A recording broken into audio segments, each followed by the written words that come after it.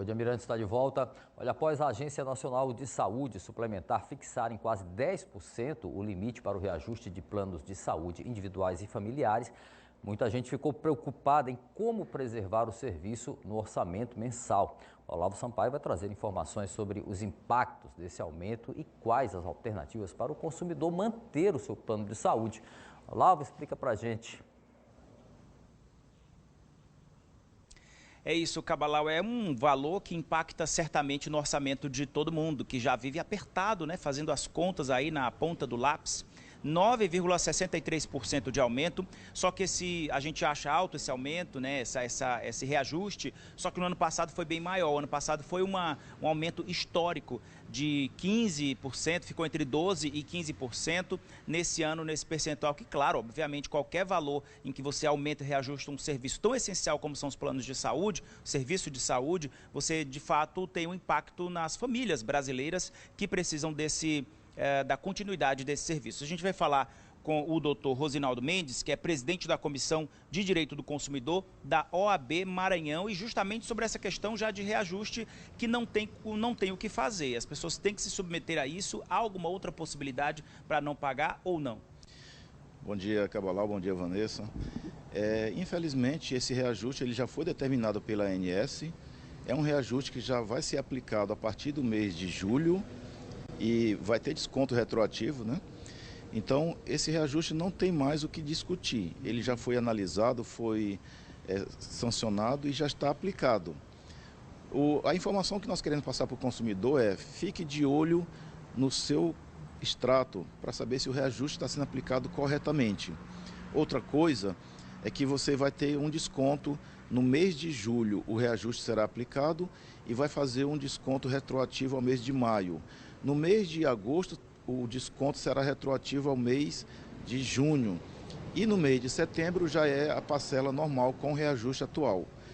Esse desconto é bom ficar atento porque ele atinge o grupo de plano de saúde individual e o familiar somente. Não mexe, se o seu plano for outro tipo, não é o caso. É o individual e familiar. Outra coisa é que esse aumento ele vai atingir 8 milhões de usuários. É um número bem significativo.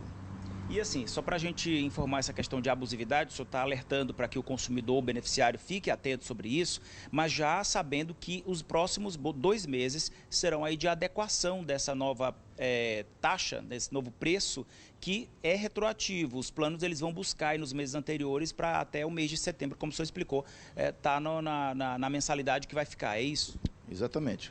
No próximo mês de julho, o consumidor já vai ter o aumento no seu plano e mais o valor da diferença retroativa ao mês de maio.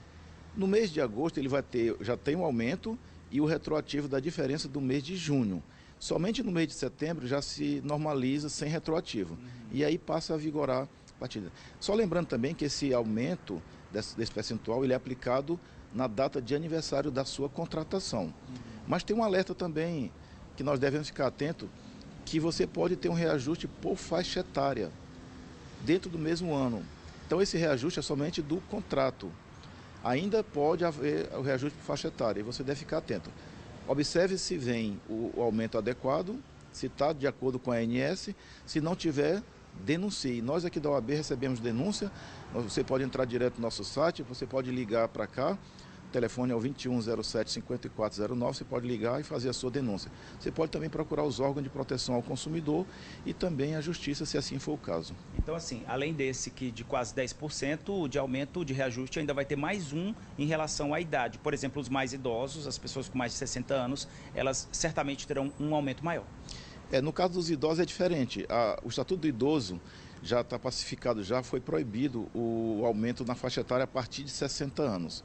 Mas nós temos várias faixas etárias até os 60. Essas faixas etárias sofrerão aumento dentro do ano vigente. Se assim você for atingir a faixa etária dentro do ano vigente, você vai sofrer também esse aumento, de acordo com a faixa etária. Agora, doutor Rosinaldo, esse é o período aí do ano passado para cá, a inflação ela não chegou a 5% e o aumento ela chega a quase 10%. Isso não é considerado abusivo? Pois é, infelizmente a lei permite que a fórmula do cálculo do reajuste seja feita com fatores diferentes da inflação. Por exemplo, a fórmula é o custo assistencial, ou seja, as despesas com médicos, com hospitais, com materiais, mais o IPCA e o IPCA do período, ou seja, de 2021 a 2022 para ser aplicado em 2023. Então esse cálculo, essa fórmula, é que ainda não é muito transparente para os consumidores. É difícil de entender por quê? Porque depende de informações dos planos de saúde, do que eles gastam e do que eles utilizam e do usuário utiliza. Essa informação é que traz para fazer o cálculo, por isso que dá sempre maior. Essa fórmula, esse tipo de cálculo pode mudar daqui para frente? A gente saiu aí, está no período pós-pandemia, mas de 2021, 2022 teve aumentos considerados altos. Isso pode mudar no Brasil aí nos próximos anos? Pois é, inclusive o aumento do ano passado foi alto, porque nós ainda estávamos saindo do período pós-pandemia e agora que, segundo os especialistas, os usuários estão se adequando, ou seja, usando o plano de acordo com a necessidade. No período pós-pandemia, inclusive deixa claro aqui que as operadoras tiveram muito lucro, porque foi pouco usado o plano, né? As pessoas deixaram de ir aos hospitais. Então, a partir de agora, esse aumento tende a diminuir por causa do uso racional e do uso moderado dos planos, então eles vão adequar essa fórmula. Mas a mudança pode vir através de lei, não tem outra fórmula. Somente alterando a lei nós podemos alterar para que o consumidor tenha uma proteção maior em relação ao custo-benefício, em relação ao que paga e o que recebe, para que haja um equilíbrio, uma harmonia. Ok, a esperar então, doutor Rosinaldo Mendes, presidente da Comissão de Direitos do Consumidor da OAB, muito obrigado pela participação aqui no Bom Dia. Obrigado, um grande abraço a todos e utilizem racionalmente o plano de saúde para que você não venha ter surpresas. Muito obrigado pela participação, pelas dicas aqui. Infelizmente, não tem como o consumidor, o beneficiário, deixar de pagar esse benefício. O que dá é para se ajustar aí no orçamento nos próximos 2 meses e ficar de olho aí na sua fatura, caso haja um aumento acima do permitido, que é 9,63%. Todas as faixas etárias, ficar de olho para evitar abusividades. E como o doutor Rosinaldo falou, em casos abusivos, em que precisar de ajuda ou entrar com uma ação, pode entrar aqui, pode ter acesso à Ordem dos Advogados do Brasil, à OAB, para esclarecer dúvidas e também fazer denúncias. Eu volto ao estúdio.